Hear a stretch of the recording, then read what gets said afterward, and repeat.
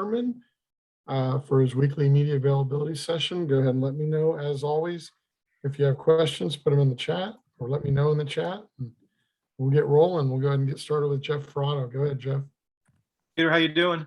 Good afternoon, Jeff. Good.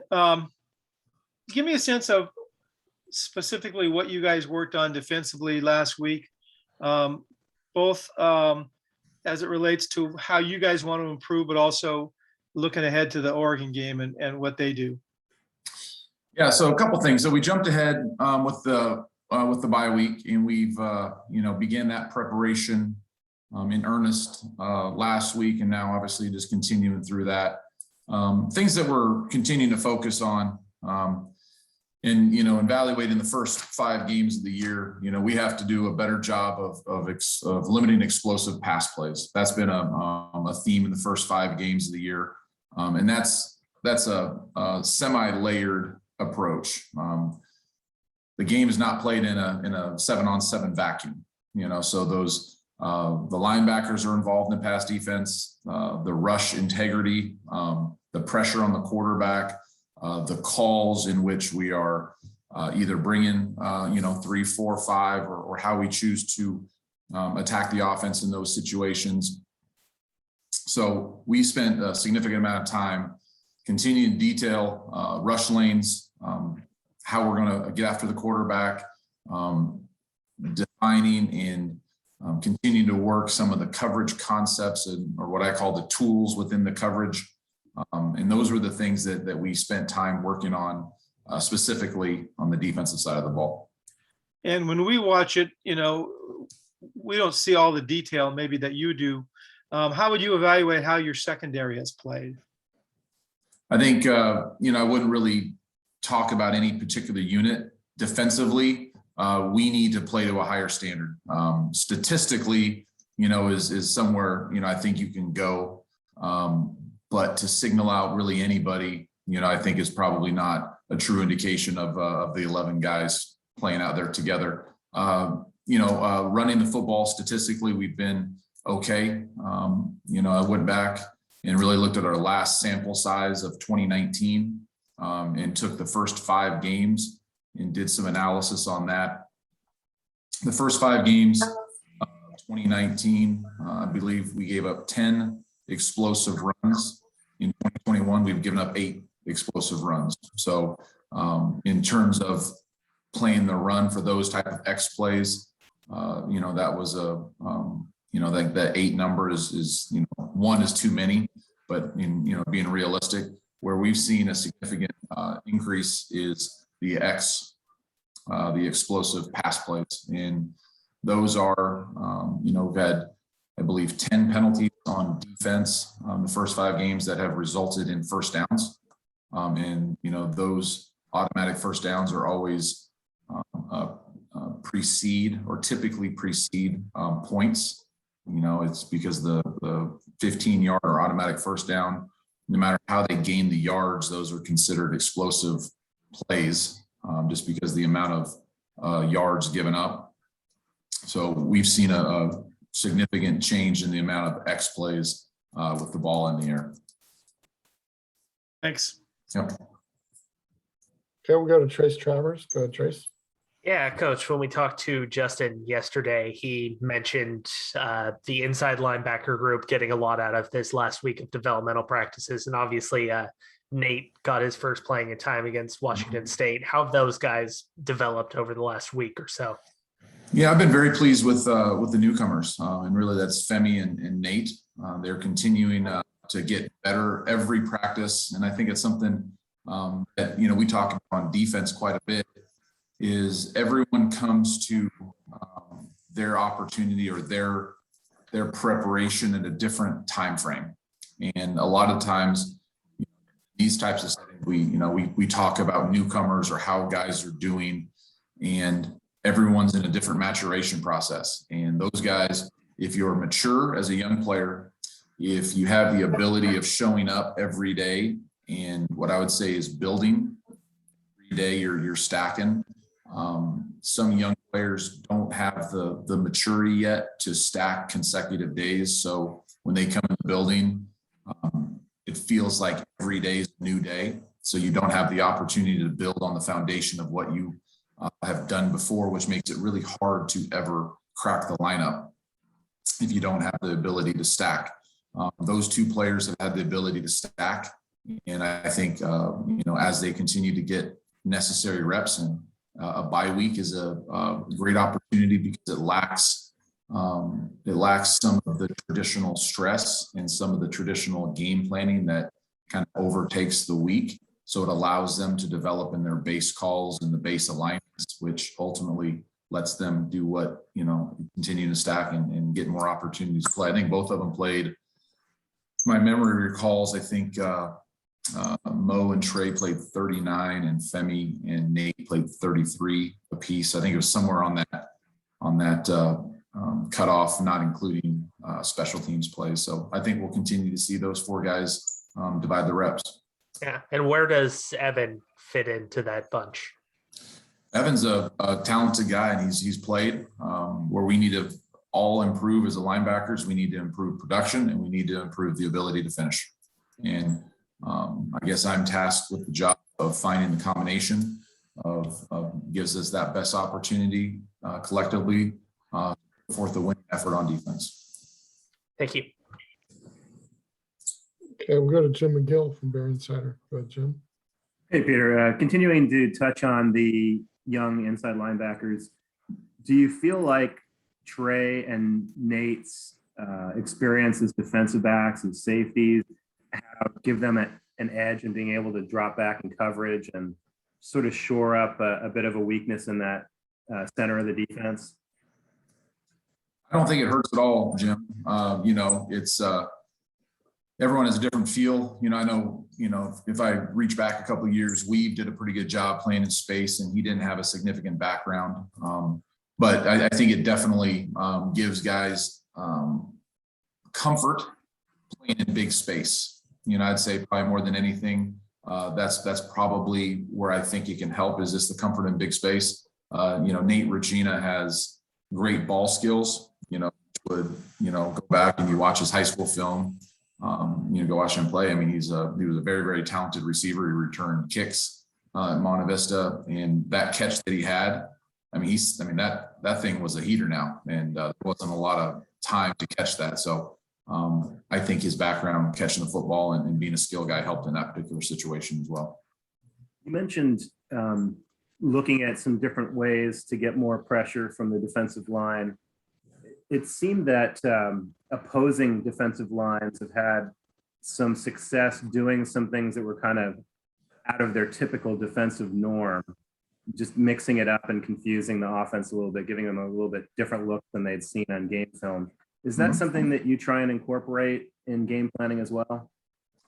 Yeah, we're always trying to, a lot about is about presentation, and how you present certain things, very similar to how an offense formations a defense. There's a lot of different ways to present things.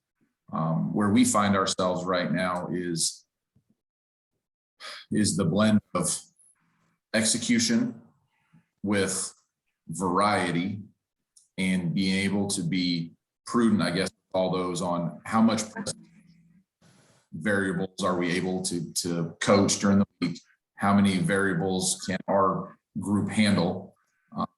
We have the veteran group, which is, the Cam, Luke, John Henry, and then you have a little less experienced group that needs to go out and be able to execute that, because it's hard for us defensively to play those guys, 45, 50 snaps and not know who's going to be ready on third down, because everybody needs to be ready on those third down situations. And then based on experience level, how much can each position group handle in terms of the presentation?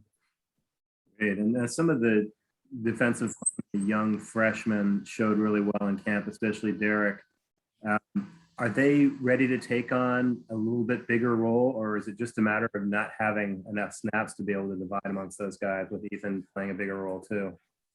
Well, I think a lot of that goes back to probably my initial talk, talking about those younger inside linebackers and the ability to stack. And, the defensive line becomes a unique spot, because not only do you have to have the ability to stack and understand what we're doing. But then you also find yourself with the physical component, of being able to handle, the workload of the physical, the block recognition, and then be able to transition and be able to carry the third down plan. So I think those guys are doing a nice job, and we're just continue to, when we feel that they're ready to go, by all means, we're gonna put them in. So it's a lot of it is how we're seeing them in practice and the confidence level that we have. But AB's pushing them, and we're trying to do everything we can to consider, what's the appropriate amount for those young guys to get in. Maybe get them in earlier in a game to get them in the flow and get them on some on-the-job training. Great, thanks. Okay, we'll go back to Jeff Ferraro. Go ahead, Jeff. Peter, do you expect to see any difference at all in the Oregon offense without Verdell? They obviously still have Travis Dye, who's quite experienced and accomplished. And then second thing would be, just can you evaluate what challenges Anthony Brown presents? Yeah, the first question, I know all their running backs, like all players on offense, their staff perceives certain strengths and weaknesses. And the way they've used Dye in the past, I think is they've been really wise with how they've utilized him. Verdell is a very, very talented player. It's hard to replace that type of talent, but I know they've recruited at a high level. So I imagine they'll divide up some of that workload of what his plays are, and, divide it up amongst guys in the room. But I think Dye is a very, very capable player of handling that entire workload. I think he can obviously get out in routes. You see him run some routes as a receiver against Ohio State.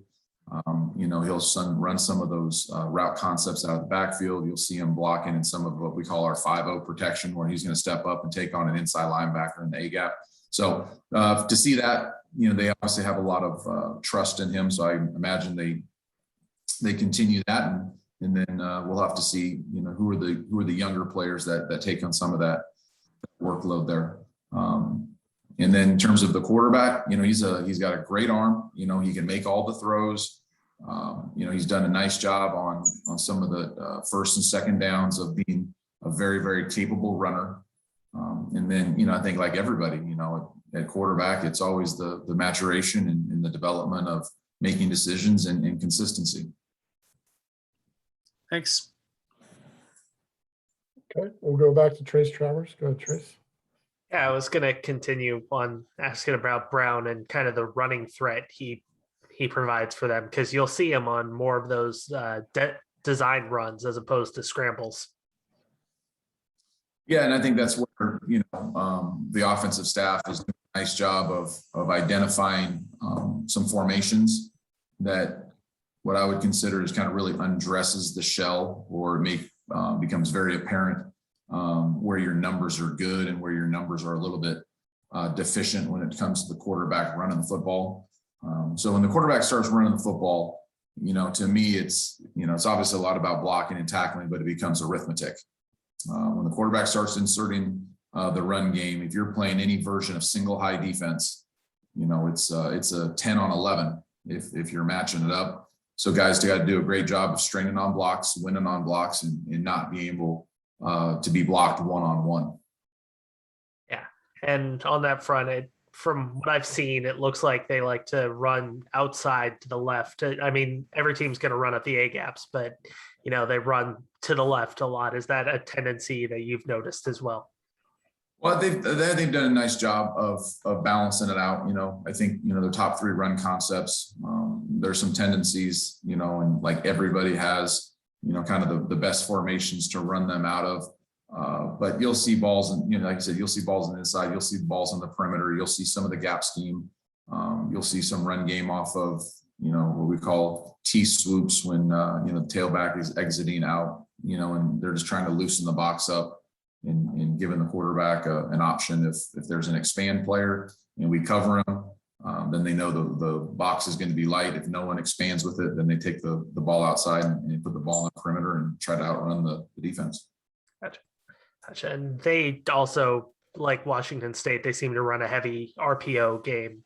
What do you do in those situations to kind of stymie that? When we look at teams, there's a couple things. We talk about zone read, which is traditional zone read, where typically that's the first level of the defense, based to, an overhanged defender. The RPO game typically goes to the second level of the defense. And some of that, there's a shell in which the offense can identify them if you're going to need middle open or middle closed.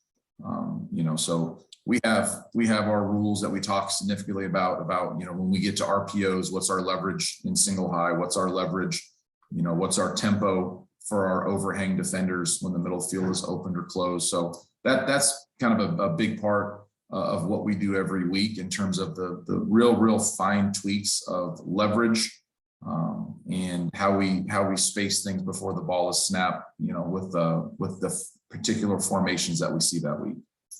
Awesome. Thank you. Okay, guys, anybody else with a final question for Coach Sirmon? Okay,